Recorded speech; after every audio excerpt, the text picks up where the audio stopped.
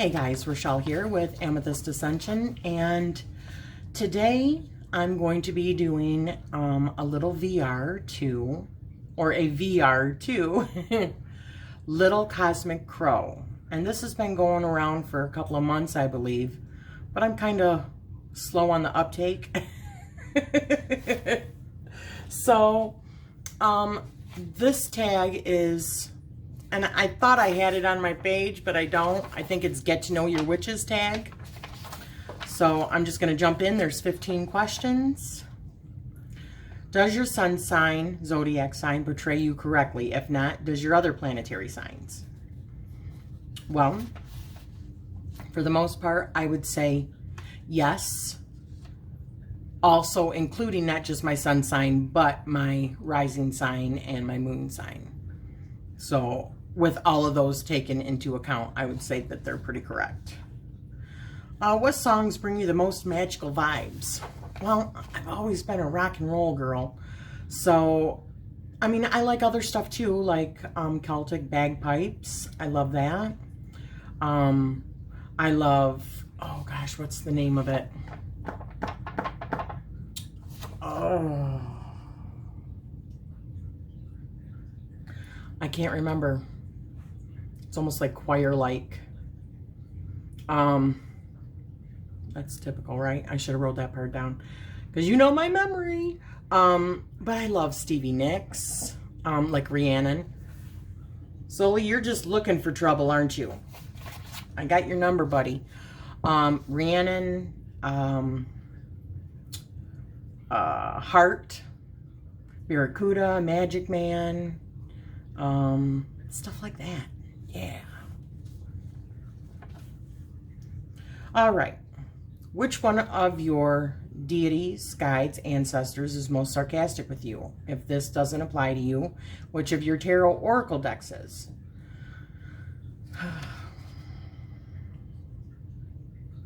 None. Maybe it's all about perception.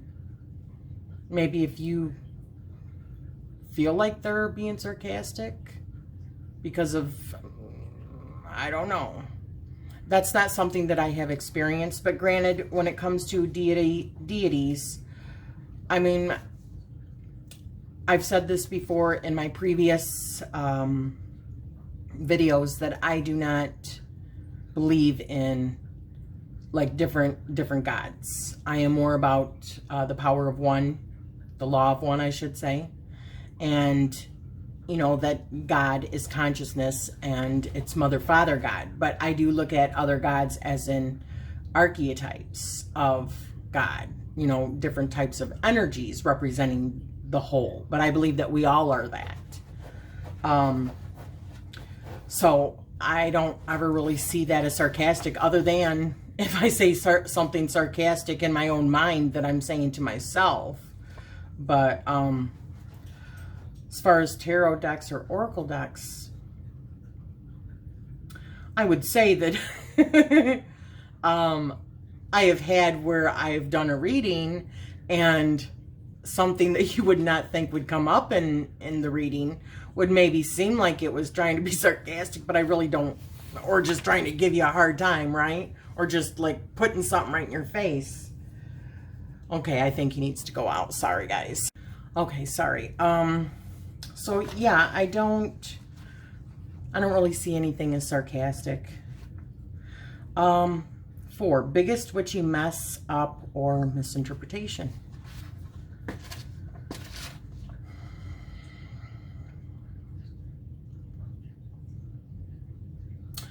Okay. For me, I would say growing up in a Christian environment, you know, church camp. I did church camp, Bible school. I even studied with the witnesses for a couple of years as a new mother when my oldest son, who's now 24, when he was like 2, I studied with the witnesses, the Jehovah's Witnesses, for a couple of years. I think the biggest misconception, is that what it was? or misinterpretation would be that witchcraft was something that was evil. I mean, I would always hear, my mom would even say, you know, you shouldn't, curiosity killed the cat. That was the expression. So there was certain, you just didn't do because you just thought that it was all evil and yada, yada, yada. Huge misconception. Once you actually start educating yourself on different paths, and listen, I don't care what religion you are. I don't care whether you don't believe in God. There is good and bad in each of us. And, you know, it doesn't matter what your spiritual path is to determine whether or not you do something that would be considered dark or whether or not you do something that would be considered light. So, you know, I think that's the huge misconception. And it's all about perception on what somebody's beliefs are. It's easy to assume, but in my opinion, assumptions just make you look like a beep beep. So anyways, moving on. Would you write a book on your craft / spirituality? Why? If you already have, what were the challenges in doing so? No, I have not written any books. I don't think, not that I wouldn't. If I had the talent, I probably would. But I just don't think I have the talent. But I think that having a channel is another way of putting your beliefs out there if you don't feel like you're, you know, able to write a book or whatever. That's just another way of documenting it, right? So, number 6, if someone wanted to summon you to their circle, what 5 items would they need? Okay. So, first of all, probably some sort of food. I mean, let's face it, I love food. So it would probably be something Mexican. I'm thinking like nachos. Gotta love some nachos, right? The second thing would probably be a really good book. Something that is about spirituality or ascension or, you know, some sort of mysticism or something to do with magic and something like that. So a good book. A secret that a lot of people don't know. I love to seek the truth. So a secret of some sort. A tarot deck or oracle deck, preferably a tarot deck. Preferably that new tarot, Light Seers tarot. Oh my gosh. Talk about envious. Oh my gosh, all you people that have that, I am very envious. That is just beautiful. And another thing. I mean, of course, my family or Sully, but they would probably already be with me. So if they were summoning me to a circle, maybe a good cup of tea. Either a chai or Earl Grey. Yeah, there we go. All right. If you were a ghost, what place would you haunt? I would haunt my husband and my children. Easy answer. I'd be nagging from the other side, okay? Oh, gosh. You know what's so funny? That's probably true. Okay. Especially because they're all atheists. Okay. I'm having too much fun with that one. 8. What is the funniest way someone has reacted to finding out that you are a witch?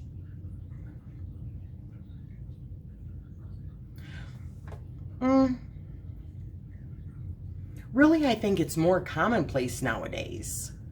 I don't surround myself with people that are not really open-minded. I mean, my kids just with everything, you know, like magic and the aliens, believing in aliens, and Bigfoot, and mermaids, and the lot, and conspiracies. You see where I'm going with this? They have poked their fun at me, okay? So, 9, do you have any superstitions?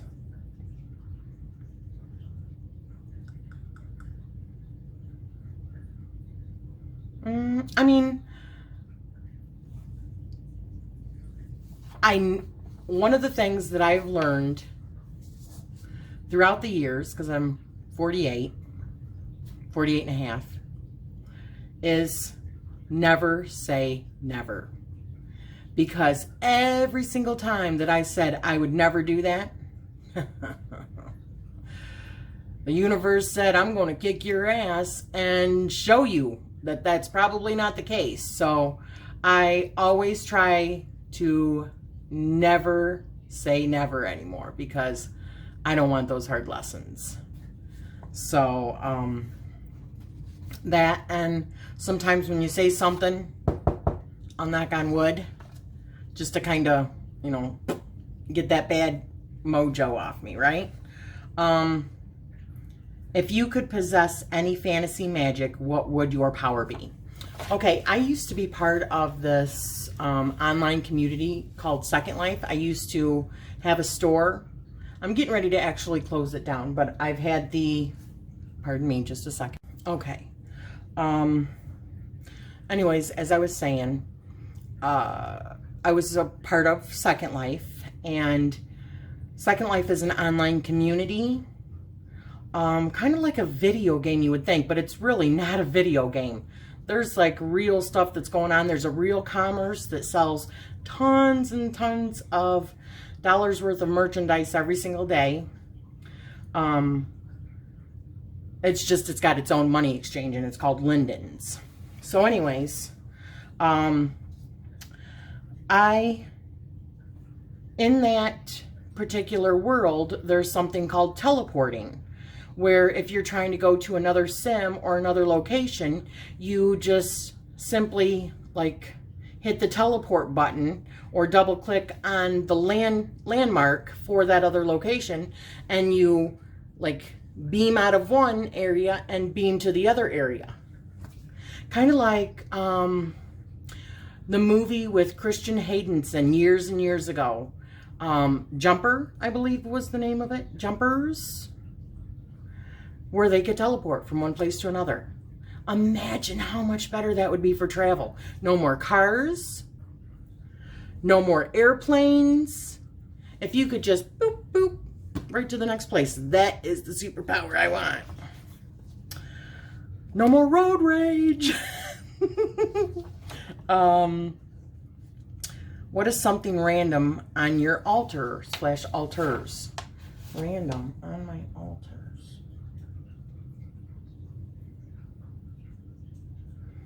I have a lot of little ones all over the place, but I don't know as if I really have anything random.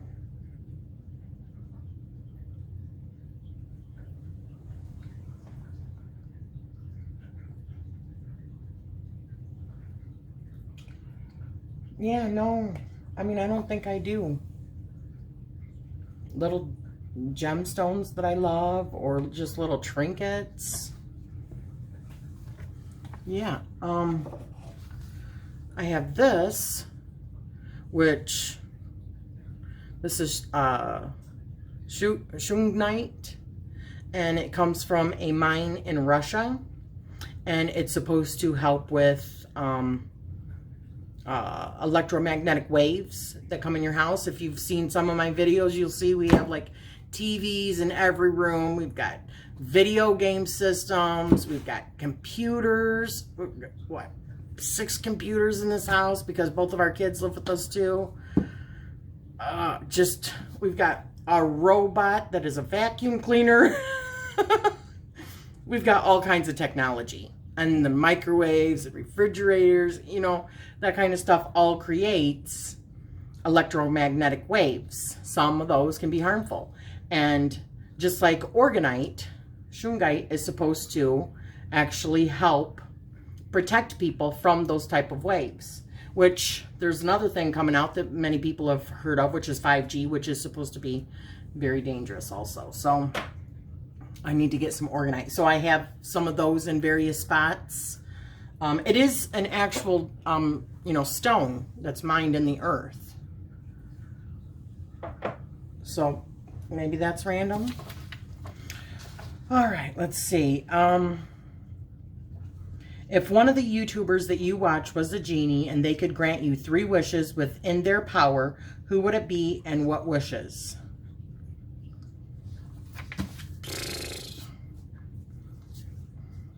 Wow.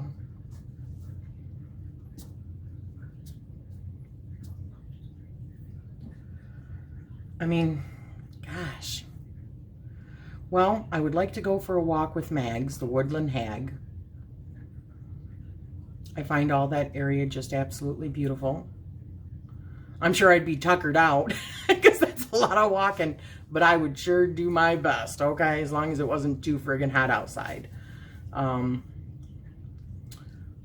What else? Probably a reading from 2 different ladies. I don't know if you can put different ones. One of the readings that I would want is from, hi baby, is from Avalon Cameron. I just love her. She's always so upbeat and informative, and I just love her. I don't think I've ever heard her say a negative thing. She's just cheery and upbeat, and that's what I like to see when I come to YouTube. It's like a getaway for me. There's enough shit going on in the world. Another one would be probably Benebell one, but not really for a reading. I would just really love to just sit down and have one-on-one classes with her, because the woman has so much knowledge on different things that I know nothing about, like with the new Spirit Tarot or her Spirit Keepers Tarot, which I just got. I'm going to be getting it any day. I'm so excited. I didn't think there was any left, but she had made a video like, I don't know, a week ago. And in that video, she had said that there was a little bit left, so I jumped on it. So it would probably be that, one-on-one classes. If you could instantly become an expert in any part of your craft or spirituality, what would it be? An expert? Is there even really such a thing? Especially with a craft or spirituality. Probably just 100% discernment. I would like to have, baby, come on, go lay down for a little bit, okay?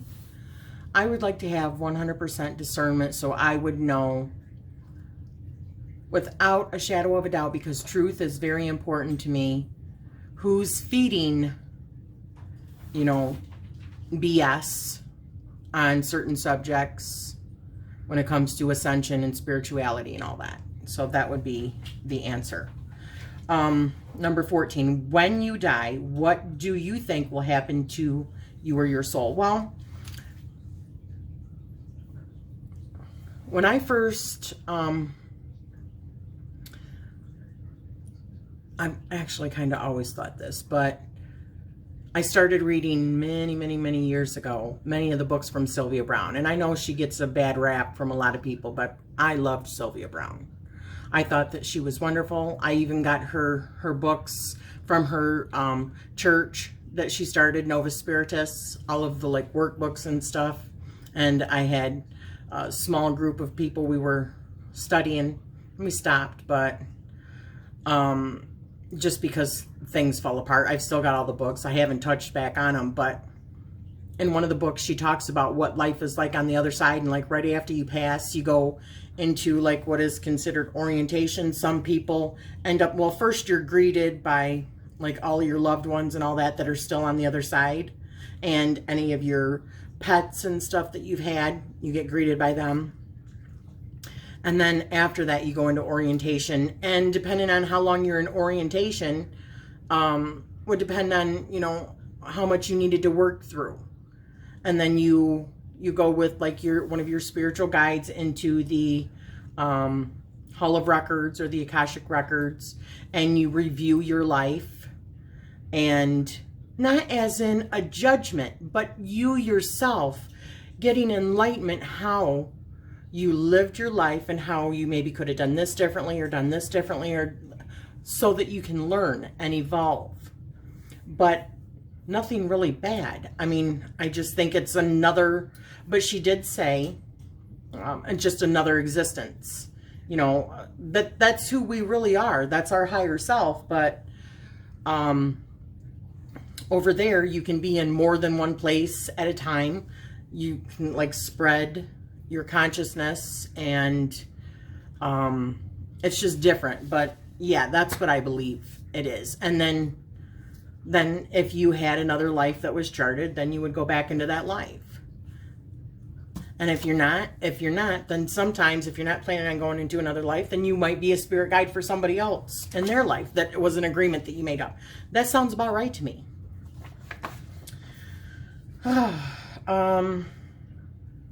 15. Where do you see yourself spiritually in the next 5 years?